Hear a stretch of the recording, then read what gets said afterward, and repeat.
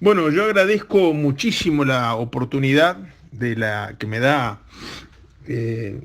Café CNN para todos los amigos y las amigas que nos estén escuchando en América Latina, para atraer la atención no solo del trabajo que viene desarrollando desde hace ya varios meses, la misión de observación electoral de la Organización de Estados Americanos en Haití, con una enorme colaboración de las Naciones Unidas, de la Unión Europea y de otras organizaciones que en algunas etapas diferentes de la vida de Haití habían cada una tenido su misión de observación y que en este momento nos están apuntalando de una manera muy especial. Estando en los últimos meses en Haití, desde el día que llegué por primera vez hasta el día que me fui la última vez que allí estuve, prácticamente en forma semanal, a veces auspiciado por nuestra propia misión, a veces por Sandra Honoré, la embajadora, la representante permanente, embajadora y representante permanente de las Naciones Unidas en Haití. Hemos organizado almuerzos con todos los países por encima de organismos internacionales, a veces de jurisdicciones geográficas, desayunos de trabajo, realmente de trabajo, de remangarse y lápiz y papel en mano, escuchar ideas y aportes sobre la función que la misión de observación electoral podía cumplir, con todo el cuerpo diplomático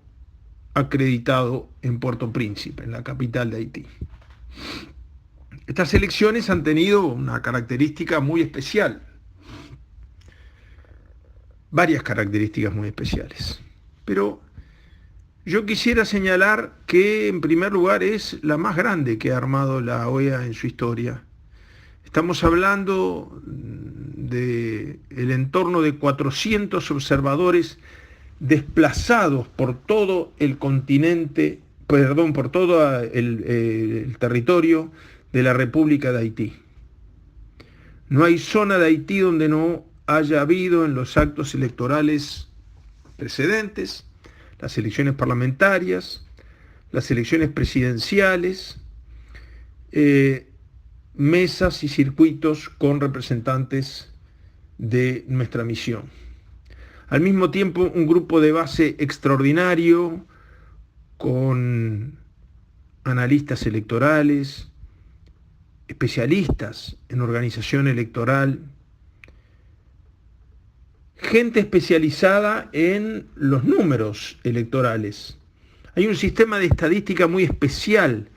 para lo que nosotros llamamos el conteo rápido, que es la selección de aquellas mesas cuya conducta se repite en otras mesas en forma prácticamente idéntica y que permite, teniendo un observador en el momento del escrutinio en esas mesas, poder hacer una proyección con un margen de error muy pequeño, muy inferior al de las encuestas, muy inferior al del 3%, muy superior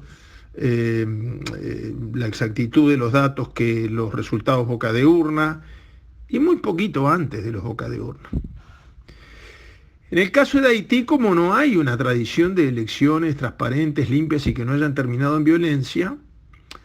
esto se ha hecho sobre la base no tanto de una selección cualitativa, sino de una distribución cuantitativa muy importante a la hora del escrutinio. Repito, en el entorno de 400 observadores, más el grupo de base que funcionaba en Puerto Príncipe. Como si todo esto, perdóneme que me haya prolongado tanto para contestar su pregunta, pero como si todo esto fuera poco, yo debería de agregar que el día en que estaban previstas por primera vez las elecciones, la primera vuelta presidencial, vino el huracán Matthew. No el día antes ni el día después, ese día, el día previsto para las elecciones, cosa que obligó a suspenderlas, obligó además de tratar de contribuir o no dificultar las tareas humanitarias de los distintos organismos,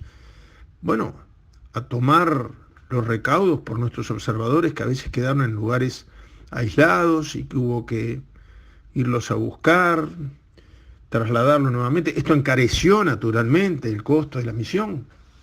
porque agregó una ida más del conjunto de la misión a Haití, a sus respectivos lugares asignados de los observadores y los coordinadores regionales que dirigen el trabajo de los observadores. Esto fue tremendo. Pero después, además, tras largas discusiones que nos habían permitido llegar a un acuerdo con el Tribunal Provisorio Electoral que ofrece garantías que hasta ahora no habían existido, fruto del consenso que generó la formación de este tribunal, hubo que ponerse de acuerdo con el tribunal en cuál era la fecha más adecuada para realizar las elecciones, porque por un lado había una premura y un temor de que este huracán no dilatara y siguiera postergando y posponiendo las elecciones tan anheladas. En el clima de paz y de tolerancia que estábamos construyendo, poco a poco, siempre es más fácil generar violencia con 4 gritos estridentes que construir grano a grano, semilla a semilla, ladrillo a ladrillo, construir la paz, construir la tolerancia, construir la no violencia. Bueno, pero al mismo tiempo a nosotros también nos preocupaba que las elecciones no se realizaran antes de que el país estuviera geográficamente preparado para ello,